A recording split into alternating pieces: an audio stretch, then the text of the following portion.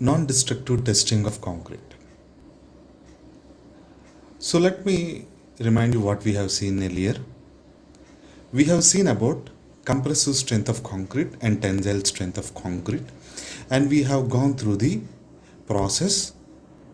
We have gone through the procedure of finding out the compression strength of concrete and the tensile strength of concrete. Okay, but the compressive strength of concrete can also be found by non-destructive testing also. So what is the difference between that and this non-destructive testing? So let me remind you this. So we have made certain specimens, right, of cylinder or beam or cube. So at the end of testing, the specimens were destroyed, right? They have been crushed. In the compression testing mission, you have to carry on application of load until that cube is going to fail by crushing. In tensile split test, the force has to be applied until the specimen is splitted into two halves, right? So when does such kind of tests are used? That is important. Okay, so those tests are used to find the tensile strength and compressive strength of the concrete before constructing a project, before going using that particular concrete in the field for constructing a structure. Okay, so for example, see, there is a structure. And in this structure, I need to use something like M40 grade of concrete. So what is M40 grade of concrete?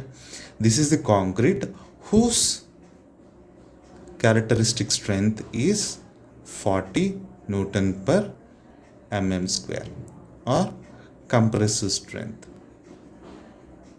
is 40 Newton per mm square. So in order to get this strength to the concrete, or in order to prepare this grade of concrete, first of all you have to design the mix. Okay, we have to design the mix. We will go through the design mix procedure in the coming chapters. Okay, for now just leave it at this point. So what do we do in this design mix is, so to get 40 Newton per mm square of compression test strength to the concrete, how much what is the proportion in which I need to put I need to mix all the ingredients. I mean cement, fine aggregate and coarse aggregate, and water by cement ratio. These are the things that influences the strength of concrete, right? So for M40 grade, what should be the cement, what should be the fine aggregate, and what should be the coarse aggregate, and what should be the water by cement ratio? This is what I'm going to find out in the mix design. So this is theoretically done. Okay, so in order to get 40 Newton per mm square, this is the proportion in which you have to take these ingredients, but you need to verify. So what we do is we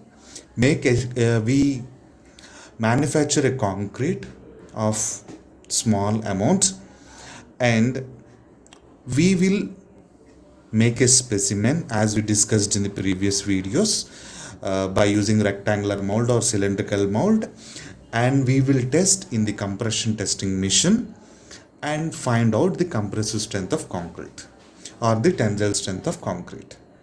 So if after test the strength of that concrete is found to be 40 or greater than 40, then this mix is correct, and we can proceed with this particular mix and manufacture the concrete at a larger quantity.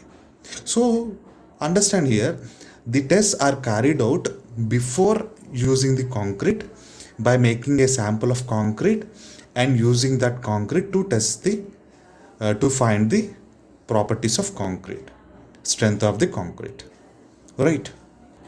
But what if I wanted to find out the strength of an existing building, the strength, the compression test, the compressive strength of a concrete of a building which is already existing? I cannot just take a rectangular cube from the beam or column or slab, and I cannot use that sample specimen to test it, right? I cannot take a sample by drilling a beam or a column of an existing structure. If I do that, that column will be useless, right? It is going to fail and the structure is going to fail. Okay, so in such case, we go for non-destructive testing of concrete. So, what is non-destructive testing of concrete? So, non-destructive testing of concrete is defined as the action of inspecting, testing, and evaluating the materials and components and assemblies without destroying the serviceability of the part, right? So if I drill the column or a beam and take a specimen, a piece of concrete, I am actually making that member as useless. I am destroying the structure. Okay, so you cannot do the tests which we have discussed in the previous video. But these tests which we are going to discuss in this chapter, in this video, can be used to find out the compression strength of that particular concrete. Okay, without destroying its serviceability. So this method of testing do not affect the future usefulness of the structure. దాని ఫ్యూచర్లో మనం వాడుకోగలిగేటట్టుగానే ఉంటుంది, అది దాన్ని పాడు చేయదు. Okay, you can still use that. Okay, so moreover, this testing can be carried out at the same location any number of times. Okay, you can do this testing at the site itself. You no need to go to the lab and test it there. You no need to wait for 28 days, something like which you have done earlier. Okay, you are not making any specimen here. Okay, so what we are doing is, in non-destructive testing, we are directly going to the structure and finding out the properties of that particular structure. But remember, in the previous testing also, where we prepared a cube to find the compression strength, we have cubed for 28 days, right? And you are going to put that concrete specimen in the compression testing machine to find the compressive strength. But without destroying that specimen, you can use this non-destructive testing in that case also. Okay, and you no need to destroy that specimen, and you can conduct any times also the test on that specimen. Okay, it is not going to be crushed here.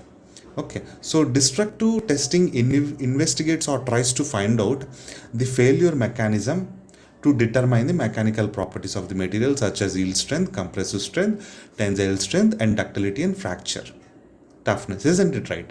Failure mechanism ద్వారా మనం ప్రీవియస్గా చూసిన టెస్ట్లో మనం concrete యొక్క స్ట్రెంగ్త్ని లేకపోతే other ప్రాపర్టీస్ని మనం తెలుసుకోగలుగుతున్నాం.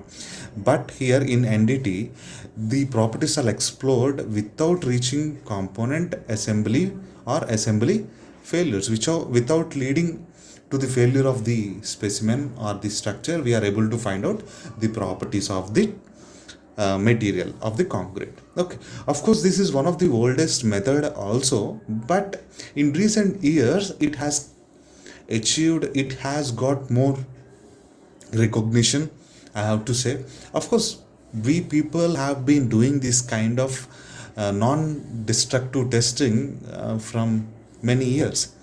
Okay, but we do not know that we can use that for concrete also. Okay, so in earlier days it is seen that this NDT is used to detect the cracks in the railroad, that is rails, in rails పట్టాలు, రైల్స్లో cracks ఏవైతే ఉంటాయో వాటిని తెలుసుకోవడానికి వాడేవారన్నమాట. ఏంటి? By means of acoustic tapping testing. What we do is we take a small hammer and we will tap it on the tap, on the rail, so that the sound, you are producing sound and you are making that sound to travel through the rail, and it is going to be examined. The sound that is coming from the rail is going to be assumed, uh, analyzed. In a simple manner, I can tell you this. See, for example, you have at your home, maybe you have tiles.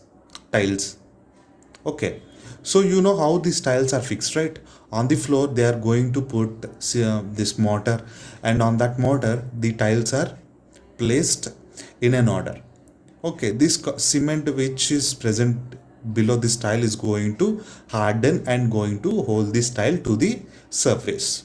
So what happens is, if there is no mortar properly put here below the tiles, what happens is, when you try to walk on this tiles, what happens is, you can feel a different kind of sound coming from that tile when you step on that tile, isn't it? So the defects can be recognized by observing the sound that is being emitted by that structure, by that tile. So in the same way, that same philosophy is used in the earlier days to detect the cracks in the railway. But in recent years, there are an extensive attempts and advancements has been made to develop this NDT test capable of indicating physical properties of materials such as steel, concrete also. And this seems to be more sensitive, reliable and dependable and quantifiable. Okay, so that is why these NDT methods have come to the field of civil engineering also. Okay, so in the NDT test, the specimens are not loaded up to failure. The specimens are not going to be crushed, not going to be split, nothing is going to happen.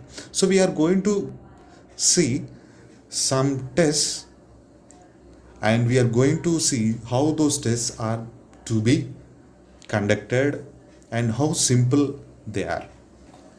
And remember, since these specimens are not loaded up to failure in NDT, the strength estimated cannot be expected to be correct or absolute value of strength. You cannot say perfectly, but these NDT tests will give you a range of value. Okay, the tests are very much quick. That makes the testing very easier, but you must be careful. These tests do not give the accurate value, exact value of the properties of the concrete such as strength. Okay, and remember, these methods use the following things in order to estimate the strength, durability and elastic parameters. That is, first one is hardness, implies resistance to penetration of projectile, rebound number, resonance frequency and ability to allow ultrasonic pulse velocity to propagate through it, and the electrical conductivity of concrete, and ability of concrete to absorb, scatter and transmit X-rays and gamma rays. See, concrete is able to absorb, scatter, transmit X-rays and gamma rays, and that property is being used to find the properties such as strength, durability and elastic parameters of the concrete. And in the same way, the concrete is able to transmit electricity. Okay, so conduct electricity. So that property is again used in NDT. And resonant frequency and rebound hammer and hardness. Okay, these are the properties of concrete that are used to find out the strength, durability and elastic parameters in turn. So let me go to the tests. So these are the 9 tests that are used